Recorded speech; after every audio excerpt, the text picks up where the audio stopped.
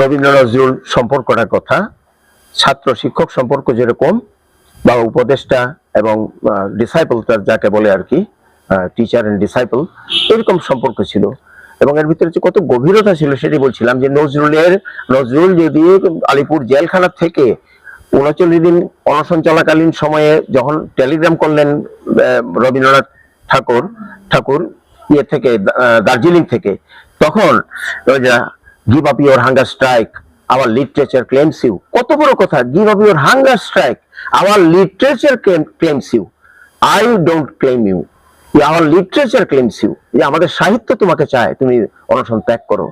নজরুল এটা পেলে অবশ্যই অনশন ত্যাগ করবেন, আবার জেগে উঠবেন, ইংরেজের বিরুদ্ধে লেখনী ধারণ করবেন। সেই জন্য ইংরেজরা এই টেলিগ্রাম পৌঁছায়নি, তারা উত্তর দিয়েছে address is not found. Nazrul তখন আর পেলেন না, যাকে ফলে অনশন ভঙ্গের কথা তো অন্য কাহিনী, সেখানে দিতে যাচ্ছি না। তো এই হলো তাদের সম্পর্ক। আবার তার ধূমকেতু যখন বিদ্রোহী কবিতাটা প্রকাশ হয়, উনি বিদ্রোহী কবিতার একটা কপি হাতে নিয়ে দৌড়ে জোড়াসাঁকো ঠাকুর বাড়ির দিকে গেলেন। নজরুল যাচ্ছেন আর চিৎকার দিচ্ছেন, গুরুজি গুরুজি গুরুজি। চারতলা বাড়ি, যেটা এখন রবীন্দ্র ভারতী বিশ্ববিদ্যালয় বলে পরিচিত, তো সেই চারতলা বাড়ি, মূল বাড়িটা চারতলা, ওই চারতলার দ্বিতীয় তলায় তখন রবীন্দ্রনাথ ছিলেন। তখন ওইখান থেকে ব্যালকনিতে এসে দেখলেন যে নজরুল আসছে দৌড়ে দৌড়ে, ঝাঁকড়া চুল, সুন্দর চেহারা, দৌড়ে আসছে। তখন উনি বললেন, কে ও, কাজী নাকি? অমন ষাঁড়ের মতো চেঁচাচ্ছ কেন, উপরে চলে এসো। অমন ষাঁড়ের মতো চেঁচাচ্ছ কেন, উপরে চলে এসো। নজরুল উপরে গেলেন, গিয়ে কবির পা জড়িয়ে ধরলেন, বলে যে তুমি কি আরম্ভ করেছো, কি করছো? বললো যে এই যে আমার কবিতা ছাপার অক্ষরে প্রথম প্রকাশিত হয়েছে, বিদ্রোহী কবিতা। তখন বলে তুমি পাঠ করো। তখন নজরুল নিজের কবিতায় নিজে পাঠ করলেন, আবৃত্তি করলেন। তখন রবীন্দ্রনাথ তাকে বুকে জড়িয়ে ধরে বলেছিলেন, কাজী তুমি আমাকে হত্যা করবে, তুমি আমাদের হত্যা করবে, তুমি তলোয়ার দিয়ে দাড়ি চাচা শুরু করেছো। এইটাই নজরুল তার আমার কৈফিয়ত কবিতাতে বলছেন, পড়ুয়া করি না বাঁচে বা না বাঁচে, যুগের হুজুগ কেটে গেলে মাথার উপর রয়েছেন রবি, রয়েছে সোনার স্বপ্ন ছেলে। গুরু কন তুই করেছিস শুরু, তলোয়ার দিয়ে দাড়ি চাচা। গুরু কন তুই করেছিস শুরু, তলোয়ার দিয়ে দাড়ি চাচা। ওই যে তলোয়ার দিয়ে দাড়ি চাচা, মানে তলোয়ারের কাজ শত্রুর বুকের রক্ত শোষণ করা, পান করা। তলোয়ার দিয়ে কেউ দাড়ি কাটে না, ছোট্ট একটা ব্লেডের দরকার। অর্থাৎ তলোয়ারকে অবমাননা করছিস তুই, অর্থাৎ তোর যে বৃহত্তর একটা বড় প্রতিভা, সেই প্রতিভাটাকে ছোট্ট কাজে লাগাচ্ছিস, লেটুর গান, এই গান, সেই গান, এইগুলিতে। তোর তো এইগুলিতে তোর কাজ না, তোর কাজ অনেক বড় সাহিত্য রচনা করা। সেইটা রবীন্দ্রনাথ মিন করেছিলেন। সেই রবীন্দ্রনাথ এইভাবে তাকে অনুপ্রাণিত করেছিলেন। তো সেই জন্য আর দেশপ্রেমের জন্য উদ্বুদ্ধ হওয়া, সেটাও রবীন্দ্রনাথজি জালিয়ানওয়ালাবাগের হত্যাকাণ্ডের পরে, পাঞ্জাবের জালিয়ানওয়ালাবাগে ব্রিটিশ সরকারের জেনারেল ডায়ারের গুলিতে যখন অনেক লোক মারা গেল, প্রায় 1000 খানেক লোক যখন এখানে মারা গেল, তখন রবীন্দ্রনাথ তার নাইটহুড উপাধি পরিত্যাগ করেছিলেন। উনি বলেছিলেন যে তাও কিভাবে নাইটহুড পরিত্যাগ, ঘুমে নয়, লুকোচুরি করে নয়, বড়লাট লর্ড চেমসফোর্ডকে লিখিত একটা চিঠিতে, যে চিঠিটা রবীন্দ্রনাথের রাশিয়ার চিঠি কাব্যের সূচনাতে আছে, এই চিঠিটা দেওয়া আছে ইংরেজি চিঠি, সেটাতে 3 পৃষ্ঠার চিঠি। ওই 3 পৃষ্ঠার চিঠি এক জায়গায় লিখেছেন, যে ইংরেজ সরকার আমার দেশের লোকজনকে এইভাবে কাকপক্ষীর মতো গুলি করে মারছে, তাদের দেওয়া কি বলে বউ টাইটেল আমি আমার নামের আগে বহন করতে চাই না, আমি ঘৃণার সঙ্গে তা পরিত্যাগ করলাম। তো এইভাবে নজরুল অনুপ্রেরণা পেয়েছেন বিদ্রোহী হওয়ার একটা, আমি যেটা বলতে চাচ্ছিলাম, বিদ্রোহ করার জন্য। তো বলছেন, ভগবানকে বলছেন, ভগবান বলছেন যে তুমি বলো নাই শুধু শ্বেত দ্বীপে, যোগাইবে রবি আলো শশী দ্বীপে, সাদা রবে সবাকার টুটি টিপে, এন হয়তব বিধান, উত্তর দাও প্রতিকার মাগে আতি পিতা ভগবান। ভগবানকে কৈফিয়ত করেছেন, উত্তর দাও, আমার কথার উত্তর দাও।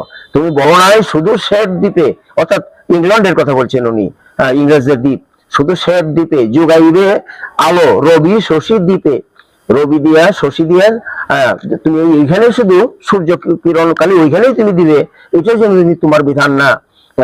সাদা রবে সবাকার টুটি টিপে, অর্থাৎ বিশ্বজোড়া ইংরেজ আধিপত্য চলবে, এটা কলোনি করে করে করে সমস্ত পৃথিবী শাসন করবে, এটা হতে পারে না। সাদা রবে সবাকার টুটি টিপে, এ নহে তব বিধান, উত্তর দাও প্রতিকার মাগে আতি পিতা ভগবান। হে আদি পিতা ভগবান, উত্তর দাও আমার কথা। তুমি কি এই জন্য রবি শশীকে সৃষ্টি করেছো যে শুধু ইংল্যান্ডে কিরণ দিবে? তা হতে পারে না। তো এই যে বিদ্রোহের কথাগুলি, সেগুলি আমি বলতে চাচ্ছিলাম, এটা গুরুর কাছ থেকে পাওয়া, ধারাবাহিক পাওয়া। তো এই গেল বিদ্রোহ, এটা হলো রাষ্ট্রীয় বিদ্রোহ। তারপরে সমাজের অন্যায় অবিচারের প্রতিও উনি বিদ্রোহের কটাকবান ছুড়ে দিয়েছেন। উনি বলেছেন, সেদিন দেখিলাম রেলে পুলি বলে এক বাবু সাহেব, তারে নিচে দিলে ঠেলে ফেলে, চোখ ফেটে এলো জল, জগৎ জুড়িয়া এমন করিয়া মার খাবে দুর্বল। দুর্বল এইভাবে মার খেয়ে যাবে। এই জন্য উনি চিরদিনের কবি।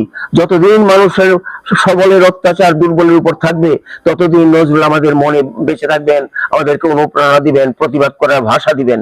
আর তাই আমরা নজরুলকে শুধু আজকের প্রশ্নে যেটার অংশ একটা ছিল, যে নজরুল যুগে যুগে কেন আমরা স্মরণ করব, কেন স্মরণ করব?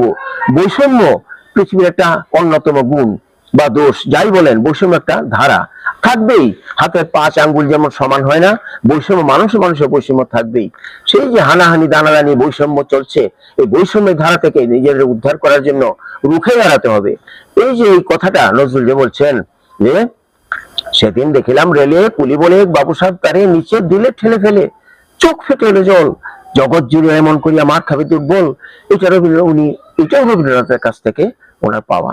তো কাজেই এইভাবে সবকিছু, যেমন রবীন্দ্রনাথ তার কবিতায় বলেছেন কোন জায়গায়, ওই যে দাঁড়িয়ে দূরে নতশির ম্লান মুখে লেখা শুধু শত শতাব্দী বেদনার করুণ কাহিনী, স্কন্ধে যত চাপে ভার, বহি চলে মন্দগতি, যতক্ষণ থাকে প্রাণ তার, তারপর দিয়ে যায় সন্তানের বংশ বংশ ধরি, নাহি নিন্দে দেবতারে, নাহি ভৎসে অদৃষ্টের সরি, মানবের নাহি রে দোষ, নাহি জানে অভিমান।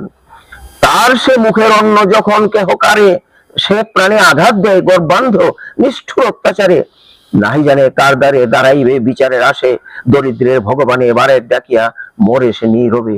এই যে গফুররা, শরৎচন্দ্রের গফুররা যে এইভাবে মারা যায়, জমিদারের বিরুদ্ধে সে নালিশ করতে পারে না, কারণ তার অস্তিত্বের প্রশ্ন।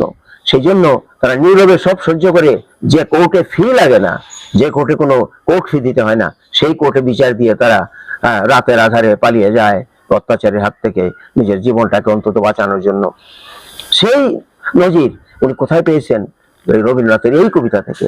রবীন্দ্রনাথের এই কবিতা থেকে অনুপ্রেরণা পেয়েই তিনি ওনার ওটা বলছেন, সাদা রবে সবাকার টুটি টিপে এন হয়তো বিধান, উত্তর দাও আদি পিতা ভগবান।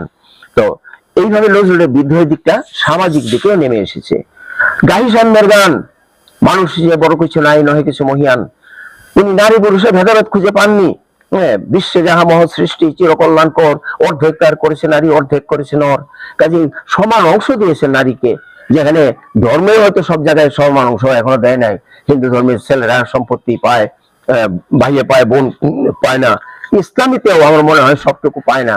এক ছেলে যা পায়, 2 বোন তা পায়, অর্থাৎ 2 বোনের সমান এক ছেলে। কিন্তু নজরুল সমতা আনতে চেয়েছিলেন। উনি এক বাক্যে বলেছেন যে সবকিছু সমান সমান থাকবে। কত রক্ত দিল পুরুষ, লেখা আছে তার ইতিহাসে। কত নারী দিল স্মৃতির সিঁদুর, লেখা নাই তার পাশে। কত নারী যে স্মৃতির সিঁদুর দিল, বীরাঙ্গনা সখিনা, তাদের কথা, চাঁদ সুলতানা, সুলতানা রাজিয়া, এরকম যারা নারী, যারা আর কি লক্ষ্মীবাই, ঝাঁসি রানী লক্ষ্মীবাই, এদের কথা কে জানে?